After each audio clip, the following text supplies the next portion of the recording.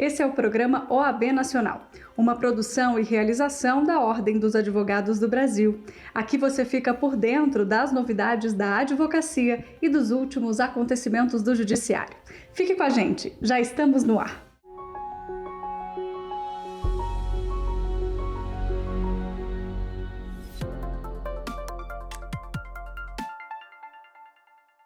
O Dia do Advogado, celebrado neste mês, marca a formação jurídica no país e destaca a importância de tantos avanços e conquistas para a profissão, seja pelas prerrogativas profissionais ou pelo esforço permanente pela valorização da advocacia e o livre exercício de cada advogado ou advogada neste país.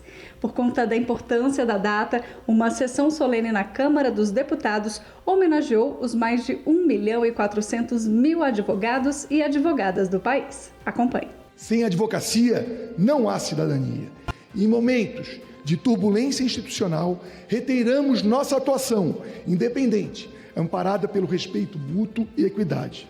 E reafirmar a ausência de hierarquia entre os sujeitos processuais, a promover uma cultura jurídica com vocação democrática e justa, e principalmente a atuação em defesa das garantias individuais, do devido processo legal e da imparcialidade da justiça, independente de quem ou de contra quem quer que seja. Porque este Congresso, junto com a Ordem, tem se demonstrado símbolo máximo da democracia brasileira. E por isso, a Câmara Federal possui papel central no que entendo como voz do povo. E, em contrapartida, a Ordem dos Advogados do Brasil é a voz constitucional da cidadania brasileira. Advogados e advogadas têm a missão de fazer ecoar os direitos da cidadania e junto à sociedade. Esta sessão solene, portanto, celebra uma interlocução histórica entre a Ordem e o Legislativo, principalmente por meio da Frente Parlamentar da Advocacia. Graças à aprovação da Lei 14.365, em 2022, avançamos e muito no aperfeiçoamento de nosso Estatuto e na garantia do fortalecimento da regra processual dos honorários advocatícios. A OAB Nacional lançou mais uma cartilha sobre as principais dúvidas voltadas à publicidade na advocacia. E o questionamento de hoje é sobre a participação dos advogados em lives nas redes sociais. Isso pode ou não pode? É o que você acompanha agora. A pandemia trouxe para nós uma nova realidade na advocacia. Ou seja, ela simplesmente nos colocou dentro das redes sociais. Por isso, sim, é permitido fazermos lives nas redes sociais, sempre tendo em mente que esta live não pode ter caráter de captação de clientela ou de mercantilização. Os temas tratados na live têm que obrigatoriamente seguir um caráter informativo, desde sempre que o conteúdo respeite as normas do Código de Ética e também do provimento 205 do Conselho Federal. Ou seja, a comunicação do advogado ou da advogada deve visar objetivos claramente ilustrativos, educacionais e informativos, instrutivos, e não com caráter mercantil. Por fim, sempre é importante ressaltar que estas lives também devem obedecer um caráter de sobriedade e discrição, não só nas vestimentas, mas no ambiente onde ela é realizada, tem que seguir alguns parâmetros para que elas não passem principalmente da sobriedade e da descrição, evitando debates também de caráter sensacionalista. Então, importante que seja meramente informativo, sóbrio e discreto. Agora, em agosto, a gente também celebra os 18 anos da Lei Maria da Penha, uma legislação transformadora e decisiva para proteger as mulheres e garantir direitos em situações de violência. Nesta data, a Ordem reafirma o compromisso com a defesa dos direitos humanos e a promoção da igualdade de gênero. Confira. É uma lei emblemática para a sociedade brasileira, não digo só para as mulheres. mas foi uma lei que trouxe um marco importante no combate à violência doméstica e familiar contra a mulher. Nós sabemos que a Lei Maria da Penha é uma das 3 melhores leis de combate à violência doméstica existentes no mundo.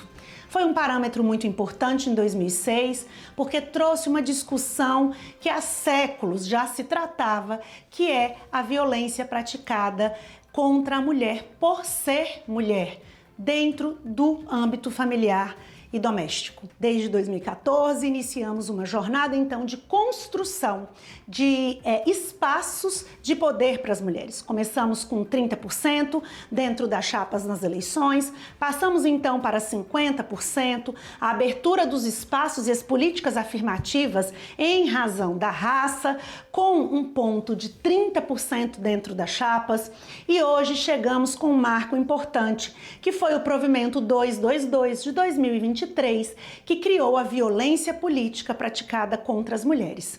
Esse foi um marco importante. Percebemos que gestão após gestão, a Ordem dos Advogados do Brasil tem implementado política para abrir os espaços que são das mulheres. Nós somos 52% da advocacia. Esse espaço de poder, os espaços no Conselho Federal, nas presidências das seccionais, nas caixas de assistência, nas ESAs, nos conselhos seccionais, também podem ser ocupados pelas mulheres. E isso ficou determinado também com o nascimento da paridade. Percebemos que com o novo provimento eleitoral, trouxemos aí um acréscimo de proteção, que foi o combate à violência política nas eleições. Então, se isso acontecer, a chapa que assim o praticou será levada a sair da eleição. Essa foi uma penalidade imposta para poder coibir aquelas narrativas que são criadas para que as mulheres não se candidatem, não se coloquem como protagonistas e como líderes dentro da advocacia.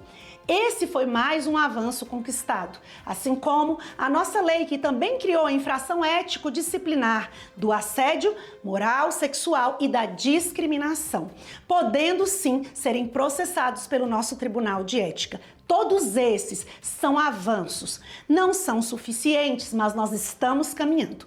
E todas as mulheres precisam sim estar irmanadas num ponto em comum, para que cheguemos aos nossos espaços com qualidade e sem a presença da violência. Mudando de assunto, foi sancionada a lei sobre a comprovação de feriado local em recursos judiciais. O Código de Processo Civil agora prevê que o tribunal determine a correção do vício de não comprovação do feriado ou desconsidere a omissão, caso a informação conste no processo eletrônico. Para o presidente da OAB Nacional, Beto Simonetti, abre aspas, a aprovação da Lei 14.939 de 2024 representa um avanço significativo para o sistema judiciário brasileiro.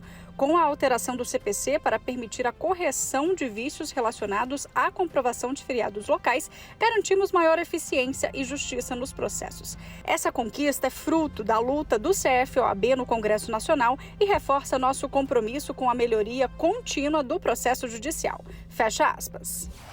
A OAB comemora a publicação dessa lei porque esse sempre foi um grande problema da advocacia brasileira, que atua perante os tribunais e também para os recursos que são interpostos no primeiro grau de jurisdição. A jurisprudência predominante, historicamente, do STJ e do Supremo Tribunal Federal era no sentido de que a parte teria que, no ato da interposição do recurso, comprovar, por meio de certidão, o feriado local. E sempre causou muitos problemas, né?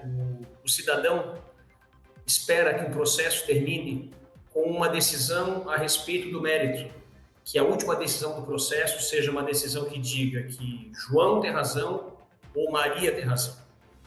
E quando esse entendimento prevalecia, naquilo que a doutrina chama de jurisprudência defensiva, e que eu particularmente sempre chamei esse tipo de decisão, esse tipo de posicionamento de jurisprudência ofensiva, porque ofende o sistema, ofende a lei, ofende os princípios basilares do processo, isso sempre colocou em xeque também a atividade do advogado.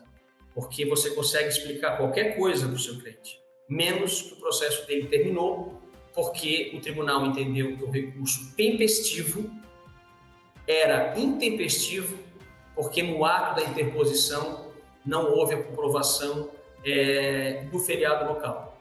O que essa lei faz é resgatar esse princípio, o princípio da primazia do mérito recursal, para que agora haja a possibilidade de que a comprovação desse feriado local seja feita a posteriori, ou no momento posterior.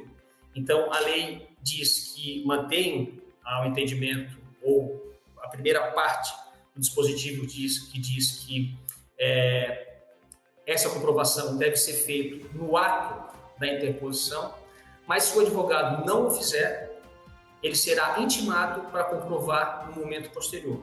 E o próprio tribunal, inclusive, pode desconsiderar, né, essa falta da comprovação, porque feriado local é algo muito fácil de ser verificado pelo Tribunal de Justiça e saber que na comarca X ou na comarca Y teve feriado local naquele período para a interposição do recurso. Já somos mais de 1.800.000 seguidores nas redes sociais da Ordem dos Advogados do Brasil. E se você ainda não nos acompanha por lá, não perca tempo. Estamos no Instagram, YouTube, Twitter, Spotify e Facebook. Interação, credibilidade, profissionalismo e muita informação. Você já sabe onde encontrar. Basta um clique de curtir ou seguir e você fará parte do nosso universo OAB. No Instagram e no Twitter você encontra a gente pelo @CFOAB. Já no Facebook, YouTube e Spotify, OAB Nacional. Não esqueça também de acessar o nosso site. Lá você encontra as últimas notícias, os destaques de cada dia de trabalho da Ordem dos Advogados do Brasil e muito mais. Saiba de tudo a qualquer hora e em qualquer lugar. É fácil e rápido, tudo na palma da mão. Não deixe de conferir. O primeiro estudo demográfico da advocacia brasileira trouxe à luz uma radiografia inédita e abrangente sobre a profissão no país. Entre os aspectos revelados pela pesquisa, é possível destacar a ascensão do home office como realidade para muitos advogadas e advogados no território brasileiro. Assunto que foi destaque no site da OAB Nacional. Confira. 43% dos advogados e advogadas relataram trabalhar remotamente. Os dados mostram que este número sobe para 51% entre os autônomos, mostrando uma tendência predominante nesse segmento. O estudo também aponta nuances importantes sobre a distribuição dessa prática em diferentes segmentos da advocacia. Observa-se, por exemplo, uma maior frequência de home office entre as mulheres, bem como entre os profissionais mais experientes, especialmente com 60 anos ou mais. Os pesquisadores também encontraram correlações entre a modalidade de trabalho e outros aspectos socioeconômicos. Os dados mostram que 73% dos advogados que trabalham em home office têm rendimentos na faixa até 5 salários mínimos, em comparação com 58% daqueles que trabalham no modelo presencial. O levantamento ainda destaca disparidades regionais, com o Sudeste apresentando o maior percentual de advogados que trabalham remotamente, 48%, enquanto no Norte esse número cai para 32%. Tais diferenças geográficas sugerem não apenas questões infraestruturais, como acesso à internet de qualidade, mas também variações culturais e socioeconômicas. De acordo com o perfil ADV, o fenômeno do home office reflete não apenas a busca por maior flexibilidade, mas também a influência das inovações tecnológicas no campo da advocacia. Quer saber mais? Acesse o nosso site oab.org.br e confira todos os detalhes. Agora a gente vai para um rápido intervalo. Na sequência, voltamos com mais OAB Nacional para você. Não saia daí.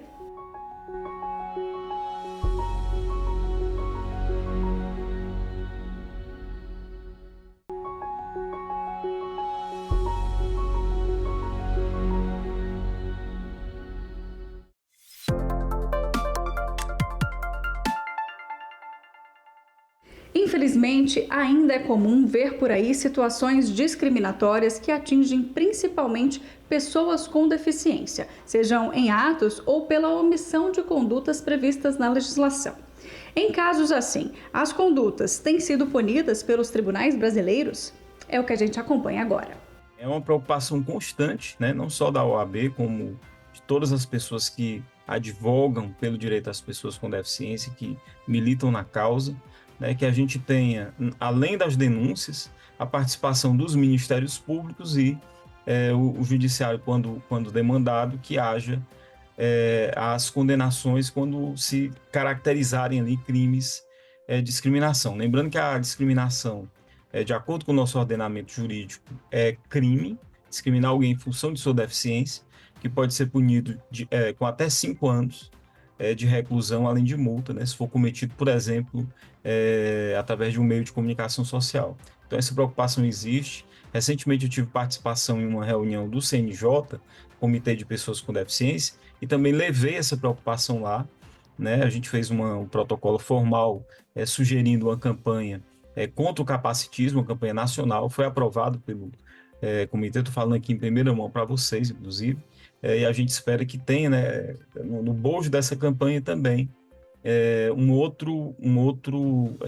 outra vertente para fazer uma contabilidade nacional, né, da quantidade de condenações, por exemplo, em relação ao crime de discriminação. Mas lembrando que não apenas é crime, além disso é um ato antijurídico, você, por exemplo, negar algum tipo de acessibilidade, excluir uma pessoa com deficiência, isso pode também demandar indenizações, por exemplo, no âmbito do civil. Você sabe quem foi Esperança Garcia? Mulher escravizada que aprendeu a ler e escrever como ferramenta de defesa contra as violências impostas pelos senhores de escravos. Sua trajetória reforça o papel transformador da educação e pela luta por direitos. Confira. Mulher negra e escravizada. Essa foi Esperança Garcia. Em setembro de 1770, ela escreveu uma petição ao governador da capitania e denunciou situações de violência pelas quais crianças e mulheres passavam. Em seguida, pediu providências da acusação. O documento histórico é uma das primeiras cartas de direito que se tem notícia no país.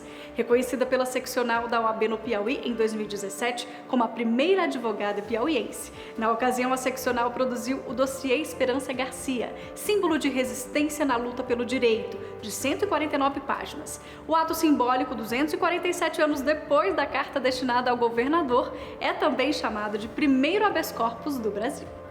O dossiê destaca que, mesmo não existindo à época o direito formalmente constituído, como na Constituição de 88, a carta destinada ao governador tinha natureza jurídica, já que adotou o caráter de petição. Esperança Garcia demonstrava naquela época conhecer a função das autoridades e dos poucos direitos que tinha. O documento se atém apenas a violações às quais ela era submetida que desrespeitavam leis como o Decreto 1695 de setembro de 1869, que proibia, por exemplo, a venda de escravos debaixo de pregão, a separação entre marido e mulher e, principalmente, da separação do filho e dos pais, salvo quando maiores de 15 anos. Outro aspecto jurídico da Carta de Esperança é a natureza coletiva das reivindicações. Esperança Garcia aprendeu a ler e escrever português com padres jesuítas. Após a expulsão da Congregação do Brasil pelo Marquês de Pombal e a passagem da fazenda para outros senhores de escravos, ela foi transferida para outras terras. Longe do marido e dos filhos, usou a escrita como forma de luta para reivindicar uma vida com dignidade. Em 2022, o Conselho Pleno da OAB Nacional também reconheceu Esperança Garcia como a primeira advogada brasileira. Em sua homenagem, foi doado pela Secretaria da Cultura do Piauí o busto de Esperança Garcia como forma de lembrança do papel que cumpriu com firmeza na defesa da comunidade em que vivia. Mudando de assunto, no quadro Advocacia em Pauta desta semana, você vai acompanhar a entrevista do presidente da OAB Nacional, Beto Simonetti, ao portal Migalhas no YouTube. O tema desta vez foi o selo OAB Recomenda e o ensino jurídico.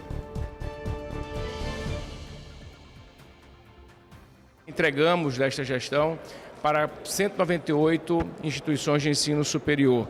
Isso considera fatores e critérios estabelecidos pela ordem, como a aprovação no exame de ordem, como a nota no Enem, e, infelizmente, essa é a realidade da precariedade do ensino jurídico no Brasil.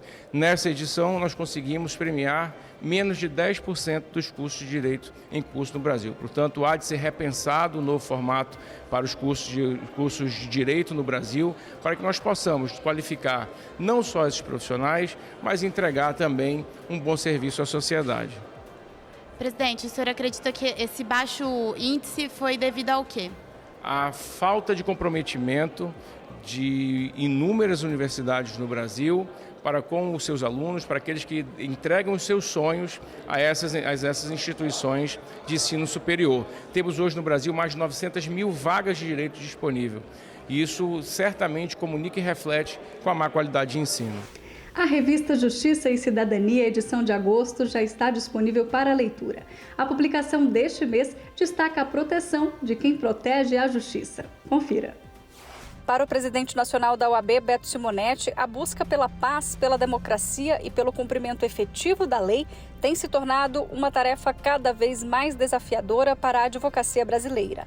A proteção à integridade física, constantemente ameaçada, desses quase 1,4 milhão de profissionais, tem sido requisito inegociável ao exercício da profissão.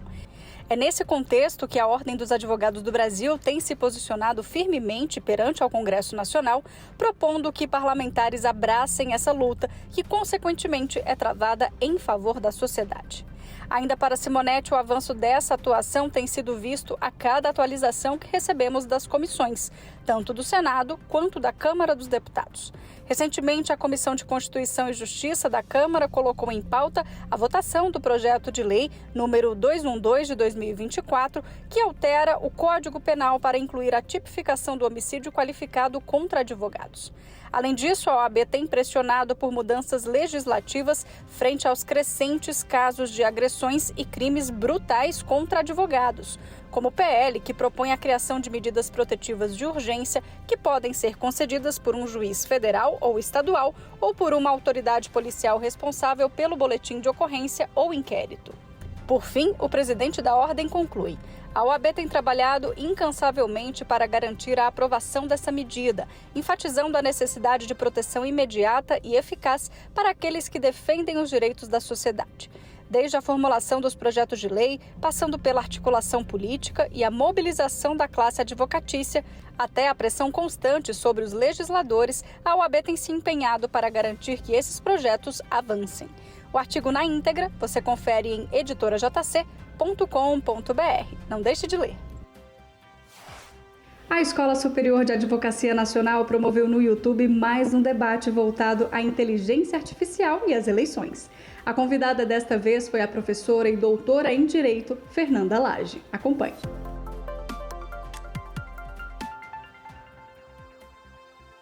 Com relação à utilização dessas tecnologias agora nas eleições, a gente tem algumas consequências, algumas ferramentas que a resolução trouxe, que a Justiça Eleitoral discute para tentar minimizar um pouco esses efeitos ou coibir essas práticas.